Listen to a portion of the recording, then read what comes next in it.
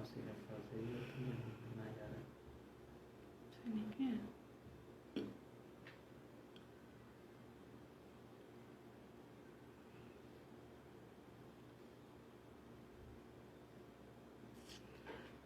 Vamos voltando. Agora tá demorando um pouquinho mais pra gente voltar, porque a gente antes salvava o vídeo nos stories, né? E agora ele já tá entrando direto no IGTV. Então demanda um tempinho a mais entre uma e outra. Vamos dar um tempinho pra gente, todo mundo ir entrando aí, né? Pra gente poder começar a conversar sobre essa passagem que eu separei para falar com vocês hoje. Algumas pessoas tinham feito pergunta. Então, seu Moacir, exatamente isso. Eu não consigo acessar a live anterior. O senhor pode fazer de novo? Teve o senhor e teve uma outra pessoa, eu acho que Nayara, não foi? Que fez também uma pergunta. Eu não consegui pegar, porque quando o Instagram aparece aqui, ele já diz que tá faltando só 20 segundos para encerrar. Se puderem fazer de novo, eu agradeço. Que aí meu ajudante aqui vai anotando. Dea, se tu puder também fazer aí a pergunta, fica mais fácil, tá? Então, vê só. Como eu tava dizendo a vocês, aquele mesmo livrinho que a gente lê toda semana aqui, um trechinho, né?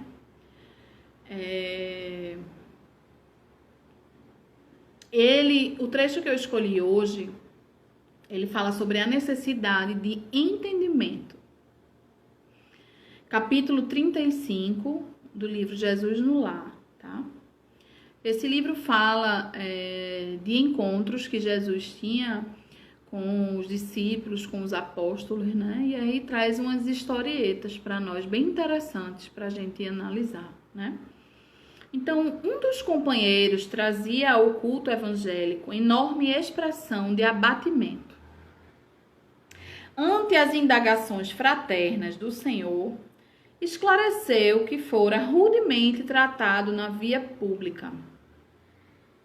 Vários devedores, por ele convidados a pagamento, responderam com ingratidão e grosseria.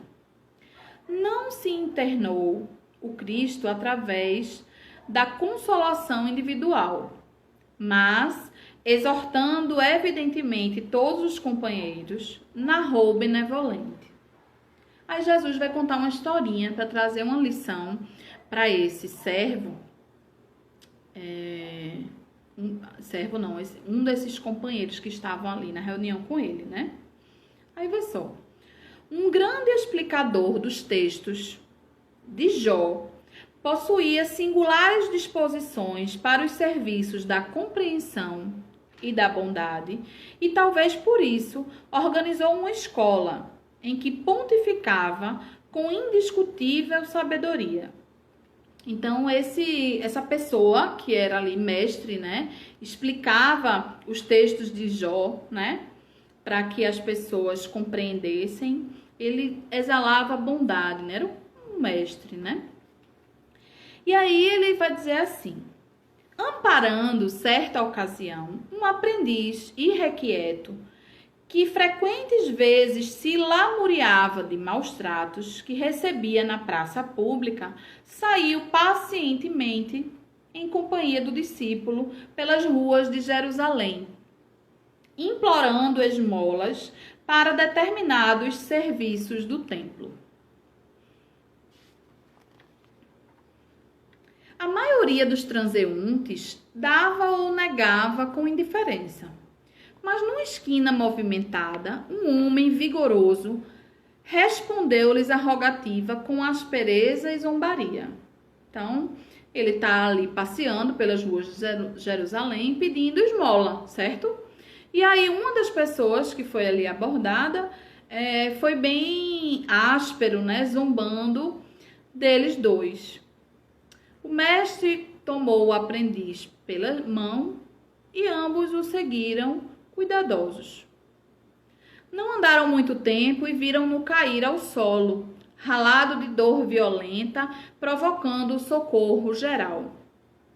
Verificaram em breve que o irmão irritado sofria de cólicas mortais. Então aquela criatura estava agindo daquela forma por conta da dor que ele estava sentindo, física, né? E aí estava sendo áspero e tratando eles daquela forma. Demandaram adiante, seguiram, né? Quando foram defrontados por um cavalheiro que nem se dignou responder-lhes a súplica, endereçando-lhes tão somente um olhar rancoroso e duro. Então, nem responder aquele outro respondeu, né? Olhou com um olhar bem rancoroso e seguiu. O orientador e o tutelado acompanharam-lhe os passos. E quando a estranha personagem alcançou o domicílio que lhe era próprio, repararam que compacto grupo de pessoas chorosas o aguardava. Grupo esse ao qual se uniu em copioso pranto, informando-se os dois de que o infeliz retinha no lar uma filha morta. Então ele estava agindo dessa forma, não é? Como uma defesa, uma consequência de uma dor maior, né? Ele estava ali com a filha sendo velada e acabou agindo daquela forma com eles. Prosseguiram esmolando na via pública e, a estreito passo, receberam fortes palavrões de um rapaz a quem se haviam dirigido. Retraíram-se ambos em expectativa, verificando depois de meia hora de observação que o mísero não passava de um louco, né? Então, aquele que tratou eles também com palavrões, xingando, ele era uma pessoa sem sanidade mental. Em seguida, ouviram atrevidas frases de um velho que lhes prometia prisão e pedradas. Mas, decorridas algumas horas, souberam que o infortunado era simplesmente um negociante falido que se convertera de senhor em escravo, em razão de débitos enormes, né? Então, tinha muito dinheiro, faliu e se transformou em escravo daqueles que tinham mais dinheiro. Como o dia declinasse, o respeitável instrutor convocou o discípulo ao regresso e ponderou: guardaste a lição? Aceita a necessidade do entendimento por sagrado imperativo da vida. Nunca mais te queixes daqueles que exibem expressões de revolta ou desespero nas ruas. O primeiro que nos surgiu à frente era o enfermo, vulgar. O segundo guardava a morte em casa. O terceiro padecia loucura. E o quarto experimentava a falência. Na maioria dos casos, quem nos recebe de mau humor permanece em estrada muito mais escura e espinhosa que a nossa. E completando o ensinamento, terminou o Senhor diante dos companheiros espantados. Quando encontrarmos os portadores da aflição, tenhamos piedade e auxiliemo-los na reconquista da paz íntima. O touro retém os chifres, por não haver ainda atingido o dom das asas. Reclamamos comumente contra a ovelha que nos perturba o repouso, balindo, atormentada. Todavia, raramente nos lembramos de que o pobre animal vai seguindo, sob laço pesado, a caminho do matadouro.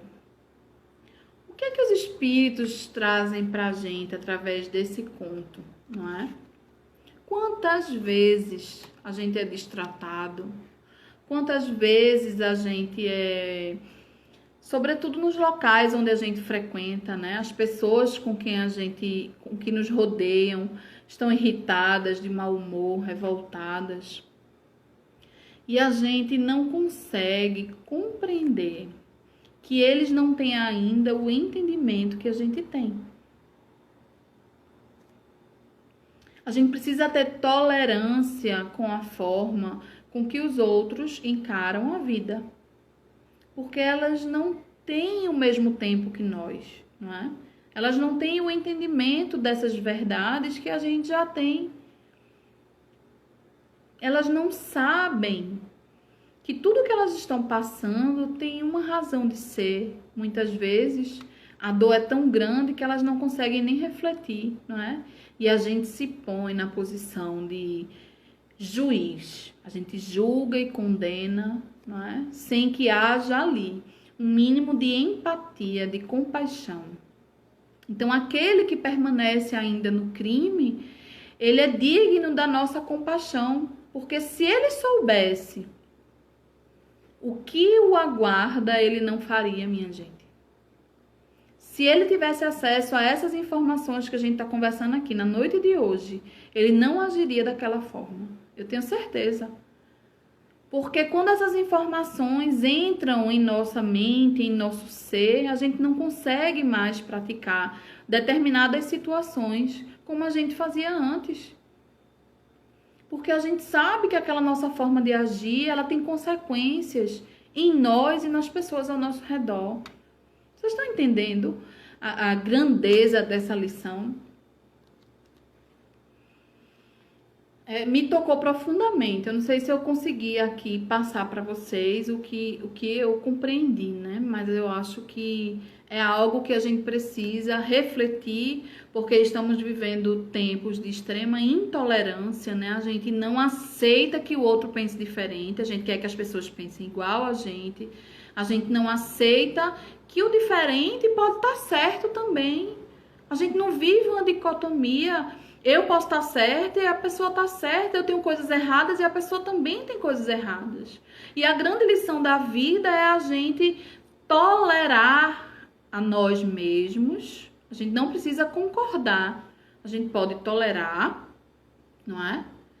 E conviver em paz. A gente não precisa concordar para conviver em paz, né? Deixa eu começar a ler as perguntas.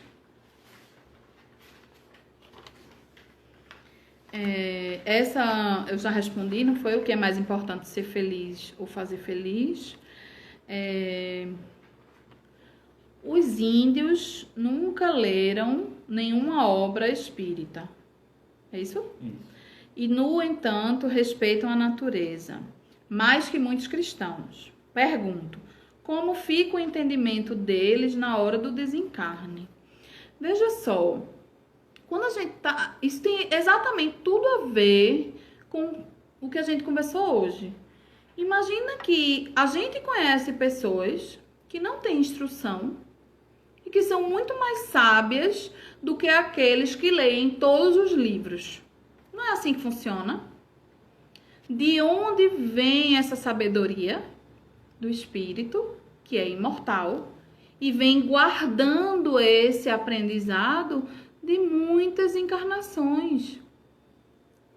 Vê só, tudo que a gente adquire como conhecimento, ou melhor, como entendimento, porque a gente está falando de um conhecimento, tá? Quando a gente diz entendimento, a gente está falando de um conhecimento que foi colocado em prática e o nosso perispírito, nosso espírito absorveu aquele conhecimento. Quando a gente absorve um conhecimento, ninguém tira ele da gente. Então, a gente pode desencarnar, reencarnar, e aquele conhecimento estará em nós. Ainda que eu não tenha instrução. Instrução não tem a ver com esse entendimento da vida espiritual que a gente está falando. A instrução, ela é um meio para você chegar lá, não é? Você precisa se instruir para poder entender isso tudo, refletir sobre isso e absorver. Mas o que vai fazer você absorver é a sua ação no bem. Então, quando você adquire isso, quando você introspecta isso, isso é seu, ninguém tira de você. Você vai levar com você aquele aprendizado por toda a vida. E é por isso que pessoas que não têm, não é, a instrução, não têm acesso a essas informações que a gente tem, elas são sábias, muitas vezes. Pessoas que nem sabem ler, não é? Analfabetos. nossos avós, bisavós, que não necessariamente tiveram acesso à educação, instrução, né, à intelectualidade. Tem coisas que dizem que a gente está vendo a medicina comprovar hoje, né? Então é assim que funciona, porque é sabedoria. Sabedoria é o aprendizado do espírito, tá? Então, como elas ficam na hora do desencarne, de acordo com a forma como elas agiram quando em vida, tá? O nosso desencarne é uma continuação de quem a gente foi durante a vida. Ninguém vira santo porque morreu. Ninguém vira santo porque perdeu o corpo físico. Se a gente age equivocadamente durante a vida toda, quando a gente desencarnar, a gente vai estar naquela mesma sintonia tranquilamente. Então, a gente precisa modificar o nosso pensamento, as nossas ações enquanto a gente está encarnado, para que quando a gente desencarnar, a gente tenha aí um desencarne mais leve, né? Mais tranquilo. Tem um na frente, é? Quando reencarnamos, voltamos com os males da alma da vida anterior. Ora, se a gente conseguiu curar aquele mal, ele não precisa retornar com a gente. Mas se ele permanece impregnado no nosso perispírito, a gente vai reencarnar com ele sim. Porém, a gente não reencarna com tudo de uma vez só, assim não, porque senão a gente não aguentaria, né? Então, aqueles defeitos, aquelas enfermidades da alma, elas estão ali, arquivadas, para que no momento propício elas sejam ativadas, para que a gente possa, aos poucos, curando o nosso perispírito, aprendendo com aquela provação. Então, é um processo lento, né? Somos espíritos milenares, a gente não vai resolver tudo isso na existência. Eu não vou deixar de ser egoísta, orgulhoso, vaidoso, deixar de ser ciumento, deixar de ser avarento, todos os defeitos numa encarnação só. Não é assim que funciona, né? A gente não tem um disjuntor. Uma vez eu escutei uma pessoa dizer assim: eu já concluí a minha reforma íntima. Graças a Deus, não é? Porque a minha ainda tá bem no começo, viu? Porque imagina que quando a gente concluiu a reforma íntima, a gente já é um espírito perfeito, né? E a gente tá bem longe disso, não é verdade? Porque toda vez que a gente analisa a si próprio e a gente vê que quando a gente pisam no nosso calinho, a gente reage de uma forma diferente, né?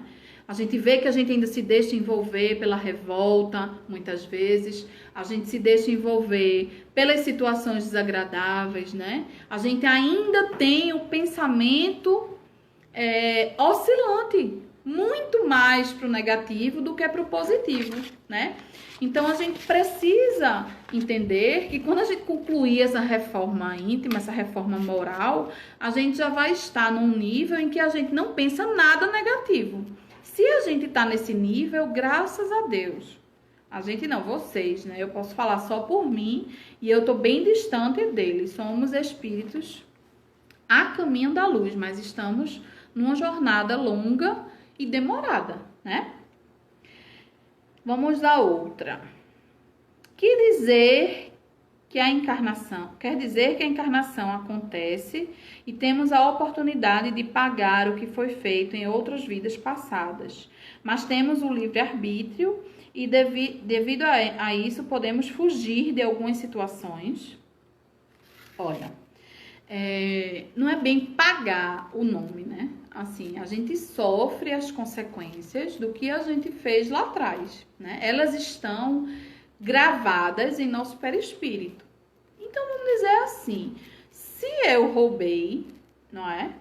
Eu vou passar por situações em que vou ser roubada também.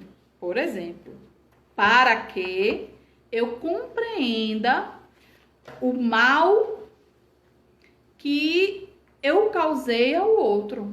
A função dessa penalidade, entre aspas, não é punitiva. Ela é pedagógica. Então, a intenção da prova é fazer com que eu entenda que aquela minha atitude fez alguém sofrer. Eu posso fugir desses processos por conta do livre-arbítrio? Não. A lei de causa e efeito é uma lei divina, né? A gente não tem como fugir delas. O que eu posso fazer é prorrogá-las. O que eu posso fazer é agravá-las. Porque quando eu fujo desses processos de colheita, eu não estou entendendo a razão daquela prova na minha vida. Então, eu posso agravar, porque eu não entendo, eu me revolto, eu não tenho resignação, eu não tenho sabedoria para entender, eu reclamo, eu lamento, né? Eu não entendo que aquilo ali que está acontecendo comigo é para o meu bem. Então, eu posso agravá-las. Mas fugir dessa lei divina de causa e efeito, a gente não tem como fugir, tá? Deixa eu ver o que mais. Como podemos nos manter firmes para compreender os desafios como algo positivo para a nossa evolução e não absorvermos a negatividade? Veja só, eu acho que a melhor forma para a gente compreender os desafios e entender o que nos acontece como algo positivo é a gente seguindo o conselho do Espírito da Verdade, quando ele diz assim: amai-vos, e amai-vos tem a ver com nossos sentimentos, com nossas ações, não é? E instruí-vos, porque quando a gente está abrindo a nossa mente a essas informações, fatalmente a gente vai refletir sobre elas. Vocês todos que estão aqui comigo nesse momento, depois de mais de 1 hora que a gente está conversando, para refletir sobre isso, essas informações que estão chegando até vocês vão ter uma repercussão. Vocês estão ao mesmo tempo analisando a vida de vocês, pensando no que é que vocês estão fazendo de errado. Agora, como é que eu não absorvo as negatividades, não é? Eu preciso cuidar do meu pensamento. Tem pessoas ao meu redor que são extremamente negativas, né? Todo mundo tem. Ignorem, né? Tente mudar o foco, mudar o pensamento, né? Escrever frases positivas, ouvir uma música que tire você daquela vibração, meditar, se você souber meditar, se quiser meditar. Ler um livro, porque veja, o estado permanente de prece é o que nos afasta dessa negatividade. Mas Rafa, assim, quando você fala estado permanente de prece, você está dizendo que eu tenho que passar o dia todinho rezando automaticamente? Não. Quando a gente está falando estado permanente de prece, a gente está falando do pensamento.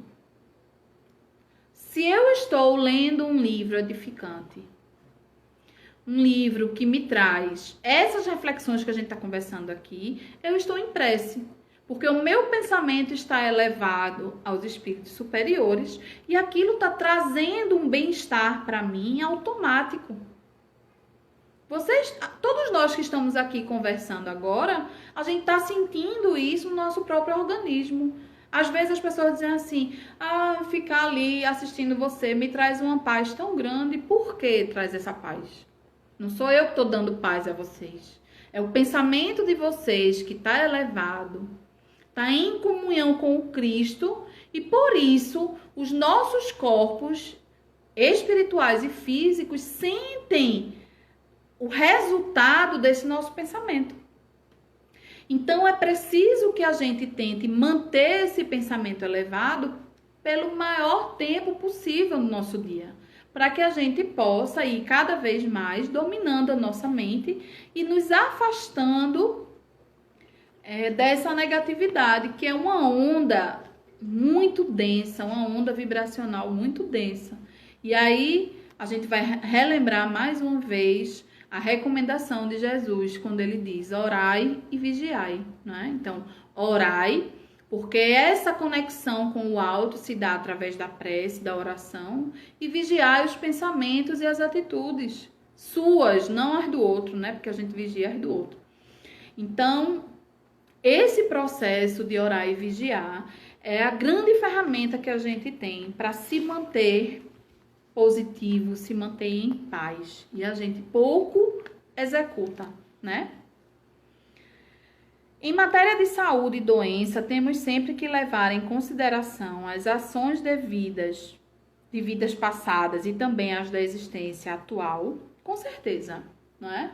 A gente vai ver lá no Evangelho segundo o Espiritismo as causas anteriores das aflições, né? Essas causas anteriores, elas dizem respeito a vidas passadas, não é? Onde a gente errou e traz essa marca no nosso perispírito. Mas a gente também está criando hoje para nós situações de doença. Através do nosso pensamento negativo, através do nosso pensamento inferior, a gente viu que Joana de Ângeles descreve com maestria, né?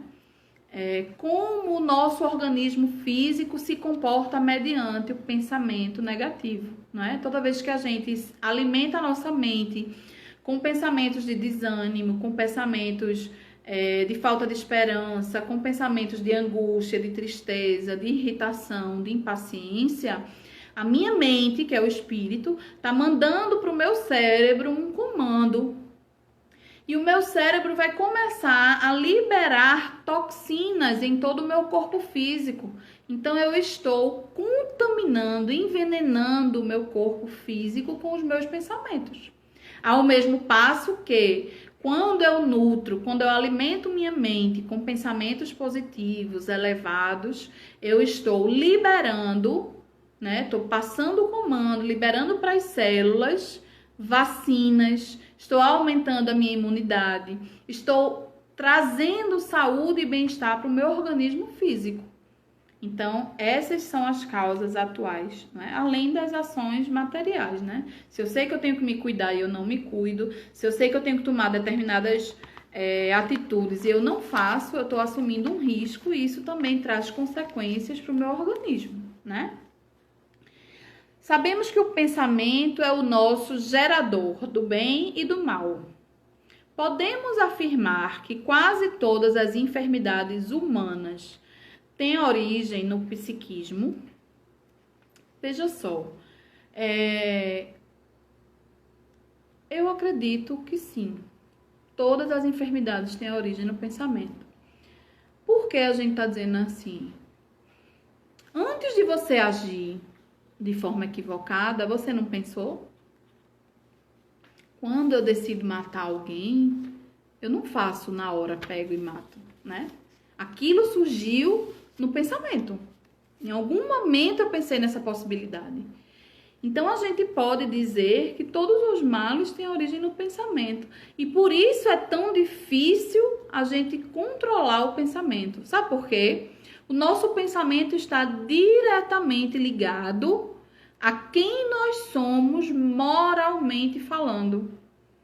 Então, eu só vou conseguir pensar positivo e elevado em qualquer situação quando eu me modificar moralmente.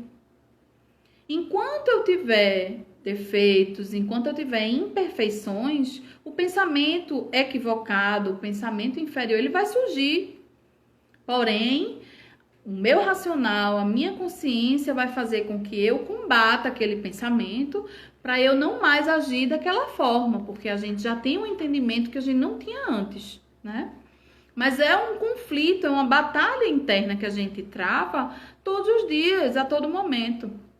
Quando a gente atingir um patamar mais elevado, não é? Que a gente estuda lá na escala espírita como segunda ordem, né? Quando a gente estiver na segunda ordem, a gente não vai mais ter essa oscilação do pensamento, porque a gente não vai ter em nós mais essa proximidade da matéria, não é? Nós ainda somos dominados pela matéria, pelos instintos, não é? Então, a gente reage às coisas com revolta, com irritação, com melindre, com vaidade, com orgulho, não é? A gente é assim. À medida que a gente vai lapidando isso, a gente vai tendo mais facilidade de controlar o nosso pensamento.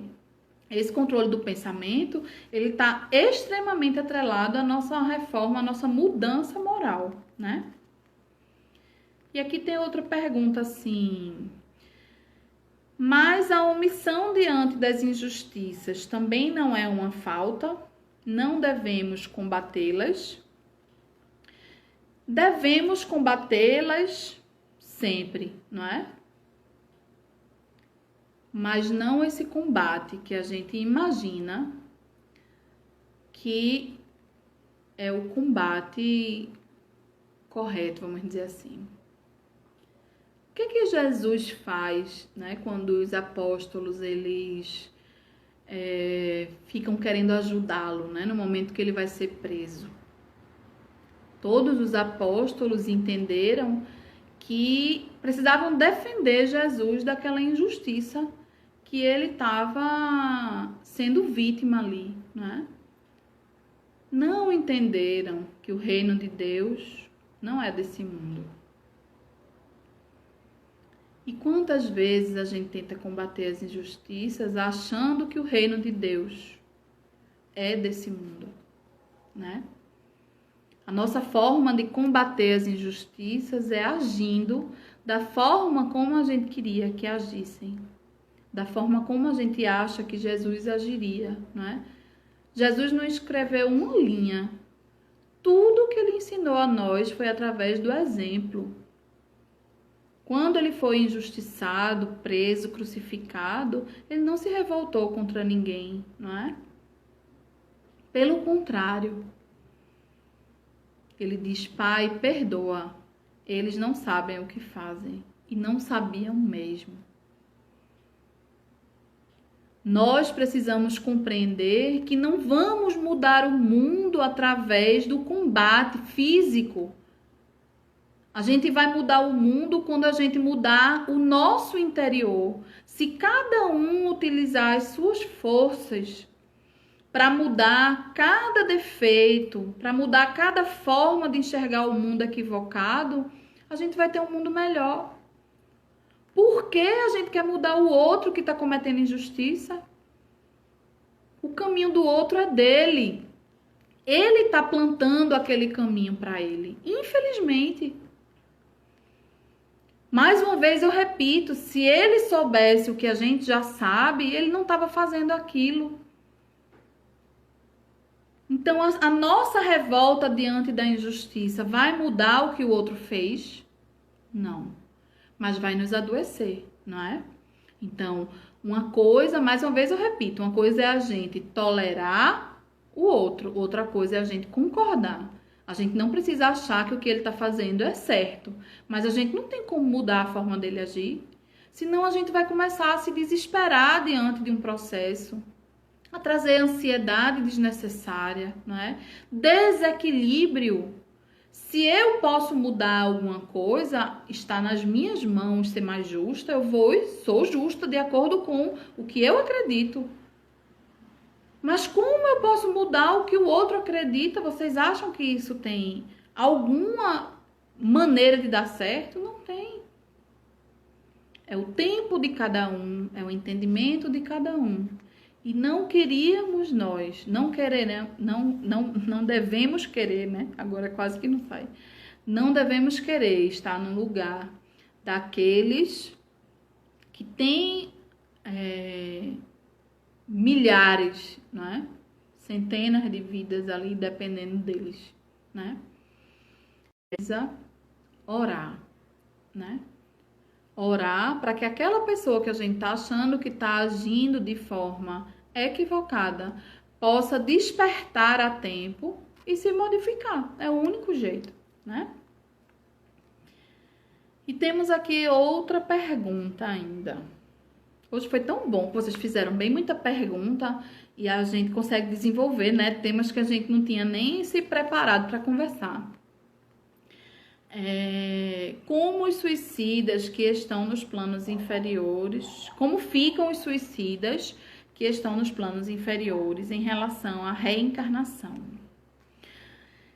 Tem um livro chamado Memórias de um Suicida, que é uma das grandes obras do Espiritismo, né? Um legado que foi deixado naquele livro, psicografado por Ivone Pereira, né? E quem dita para ela é Camilo Cândido Botelho, né? Que é um pseudônimo de um escritor português. E ele vai narrar desde o momento em que ele se suicida, né? Como ele desperta no plano espiritual, até esse processo de análise e projeção da reencarnação deles, né? O que Camilo narra nesse livro, que se vocês puderem, deveriam ler, tá?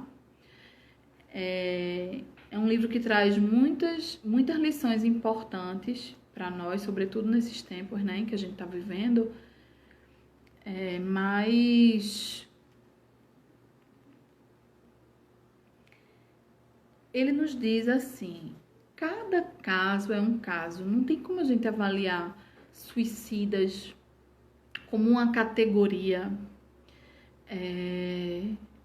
fechada, né? Tudo é muito passível de vários fatores, mas ele faz análise nesse livro de vários casos, né? E aí eu vou falar aqui para vocês rapidamente de um dos casos, por exemplo, em que um dos suicidas, ele, quando se suicida, toda a família dele, né, se perde, a gente pode dizer assim, né? O filho vira criminoso, a filha vira prostituta, a mulher dele se perde também e tal, enfim. E aí, ele vai analisar a reencarnação dele, não é? E ele vê que, por exemplo, uma das provas que ele vai ter que passar é reencarnar entre espíritos com os quais ele não tem vinculação anterior. Então, a lição daquela prova ali para ele era a seguinte: você nasceu numa família entre espíritos simpáticos, não é? Mas você não valorizou a família que você teve. Então, você perdeu o direito de ter uma família como você tinha antes. Você vai precisar passar uma reencarnação, não é? Entre estranhos, entre aspas, para que você valorize a família que você tinha, né? Então, se a gente for analisar a nossa vida nessa vertente, não é? Quantas coisas, quantas oportunidades a gente está deixando passar que são bênçãos de Deus? Vocês já pararam para pensar nisso, né? Ter uma família que a gente ama, não é? Ter condições de estudar, de ler, de estar aqui conversando, de refletir sobre as coisas que nos acontecem. Isso tudo são bênçãos diárias que passam despercebidas a todos nós. Mas tem um conto, se eu não me engano, é chamado A Ficha, né? Que a gente fala sempre muito sobre ele. Eu vou tentar trazer ele aqui para a gente conversar sobre ele. Esse conto mostra quantas bênçãos uma pessoa pode ter na vida, né? Do alimento à família, né? Ao acesso às informações. E a gente passa despercebido. Só que tudo que a gente recebe como oportunidade, como bênção, a gente vai ter que prestar conta. Então, essa nossa vida de conforto que a gente tem hoje é uma bênção. Quantas pessoas queriam estar na situação que a gente está e a gente só reclama porque não está como a gente queria, porque a gente queria que tivesse melhor, porque a gente nunca está satisfeito com o que a gente tem, com as situações que a gente passa, né? Então, a gente fica numa condição de não analisar o que a gente tem de oportunidade e de benefício, se preocupando muito mais com coisas que não dependem da gente. Então, voltando à questão dos suicidas, que eu já mudei, por isso que eu tenho, viu? No GF, toda a aula, a gente tem essa metodologia de trazer os textos da doutrina espírita e comentá-los, porque senão a gente se perde e fica conversando aqui o tempo todo e não traz o que tem que trazer, né? Por isso que a gente traz bastante conteúdo nos slides, que é pra gente não sair do foco. Então, vê, os suicidas, em relação às reencarnações, cada caso vai ser um caso. Porém, a gente, de acordo com a lei de causa e efeito, a gente pode já supor que se eu me suicidei, por exemplo, tomando veneno, o que foi que eu lesionei no meu organismo físico? Lesionei todo o meu aparelho gástrico, né? Então, provavelmente eu devo renascer com alguma lesão no meu corpo físico correspondente àquela lesão que eu fiz quando me suicidei. Então, na minha reencarnação seguinte, eu devo nascer com alguma doença nesse aspecto para poder reorganizar o meu perispírito diante daquele ato que eu fiz no passado. Não sei se fica claro como se dá a entender isso aí. Divaldo, inclusive, narra em suas palestras o caso da irmã dele, não é? Que se suicida dessa forma, inclusive, toma veneno, e ela renasce, muitas vezes até esse renascimento, como disse Emmanuel lá no livro Pensamento e Vida, né? Ele é uma reencarnação curta, de uma prova intensa, para que aquele espírito reharmonize o seu perispírito. Então, ele narra o caso da irmã, que desencarna, não é? Reencarna numa menina que chega lá na mansão do caminho para ele cuidar, que tem lábio leporino. Ela tinha aquela fenda glótica, né? Porque ela precisava curar o perispírito dela, passando pelo processo da enfermidade física. Então, a doença é a cura do nosso perispírito, também no caso dos suicidas. Não quer dizer que toda pessoa que tem lábio leporino foi suicida, não é isso, né? Mas essa doença, como tantas outras, também é um processo de cura do nosso perispírito, certo? Eu espero ter respondido as perguntas de vocês, né? Se alguém ainda ficou com dúvida, pode conversar com a gente lá no direct, né? Manda mensagem que a gente conversa, eu respondo, né? No Instagram do GF. E a gente pode fazer essas trocas, certo? Sem problema algum, porque às vezes a forma como eu leio aqui, eu interpreto a pergunta, não é a mesma que você pensou ao elaborar a pergunta. Então, se ficou alguma coisa que vocês não entenderam ou eu não me fiz entender, conversa comigo lá no Instagram do GF que a gente pode esclarecer, certo? Então, a gente está caminhando para o fim da nosso encontro de hoje, né? Mais uma vez, para quem chegou lá no YouTube e não tinha, a gente não conseguiu transmitir para o YouTube hoje, não é? Não sei porque deu aqui o bug. Vou procurar saber o que foi. Vou tentar colocar esses vídeos lá no YouTube. Nem consegui avisar o pessoal lá do YouTube, não sei se alguém conseguiu avisar, porque isso foi exatamente na hora que a gente já ia começar aqui, eu não tive nem tempo de avisar, tá?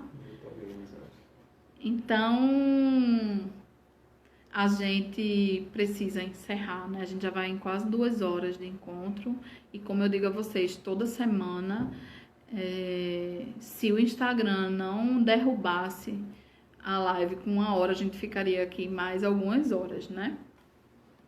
Então, eu agradeço muito a presença e a paciência de vocês, tá? Essas lives já estão ficando lá no feed, eu acho que vocês perceberam, né?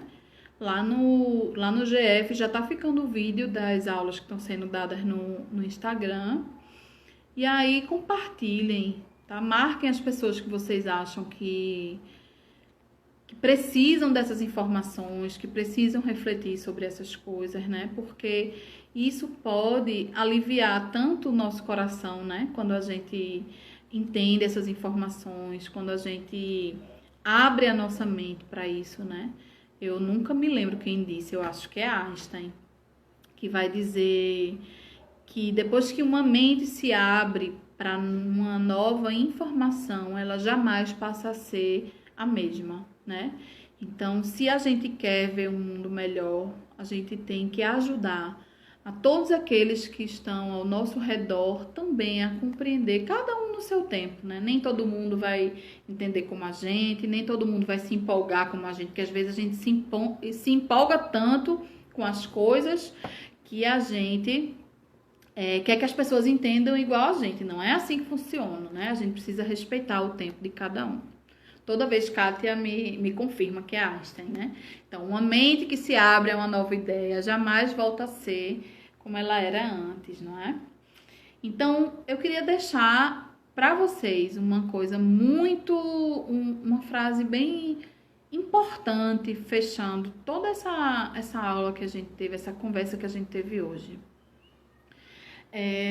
Toda vez que a gente fere alguém, que a gente causa algum sofrimento a alguém, a gente também está causando a nós mesmos. Assim como toda vez que a gente ajuda alguém, toda vez que a gente emite um pensamento positivo em direção a alguém, e esse pensamento vai chegar àquela pessoa através dos fluidos, não é? A gente também está fazendo isso por nós. Então, vamos alimentar a nossa mente com esses bons pensamentos, com essas boas ideias, ajudar aqueles que estão ao nosso redor, né, estão ao nosso alcance, ajudar materialmente, ajudar espiritualmente, ajudar em prece, para que a gente possa mudar a atmosfera em torno de cada um de nós, né? Agora a gente vai fazer a prece para a gente concluir os nossos trabalhos, tá? Jesus, nesse momento, Senhor, nós rogamos que o teu amor, que a tua paz se espalhe sobre todo o planeta Terra. Que nós possamos sentir nesse momento, Senhor, essa força da tua presença entre nós. Que nós possamos sentir o teu amor dentro de nós, Jesus. Que possamos sentir que não estamos sozinhos nessa batalha. Que tu estás conosco a todo momento, sobretudo nos momentos mais difíceis. Então nos ajuda nessa grande batalha contra nós mesmos, para que a gente tenha plena consciência do quanto devemos e podemos nos melhorar diante da vida, Senhor.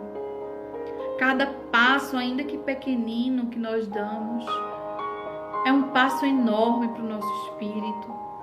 Cada vez que a gente cala em vez de ofender, cada vez que a gente ora em vez de xingar, cada vez que a gente muda a nossa forma de enxergar a vida, nós somos agraciados por isso, Senhor. Permanece em nossas vidas. Que tu possas fazer parte do nosso dia a dia. Que nós possamos cultivar a tua imagem, os teus ensinamentos em nossas mentes diariamente. Porque tu estás conosco, Senhor. Gratos por esse momento, esses momentos de uma paz indescritível.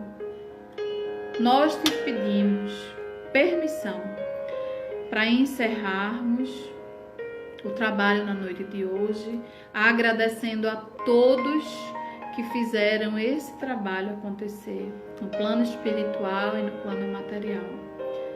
Te pedimos essa permissão, Senhor, que assim seja. Então, minha gente, eu agradeço mais uma vez a presença de vocês, agradeço a todo mundo que ajuda, né, toda semana, na divulgação, convidando as pessoas, divulgando, né, os links, divulgando o Instagram do GF, para que essas informações possam chegar a um número cada vez maior de pessoas. E todas as outras pessoas que fazem com que isso aconteça, né? Aquelas que a gente nem sabe quem são, né? O grupo Fraternidade no plano espiritual, que sem eles nada disso estaria acontecendo, porque são eles, né, que nos inspiram, que nos intuem para que a gente possa trazer essa informação em consonância com Jesus e com a doutrina espírita. Então, fiquem com Deus, exercitem esse pensamento superior, esse pensamento elevado, e na próxima semana, se Deus quiser, a gente tá aqui junto de novo para mais uma conversa, tá? Que Jesus abençoe vocês.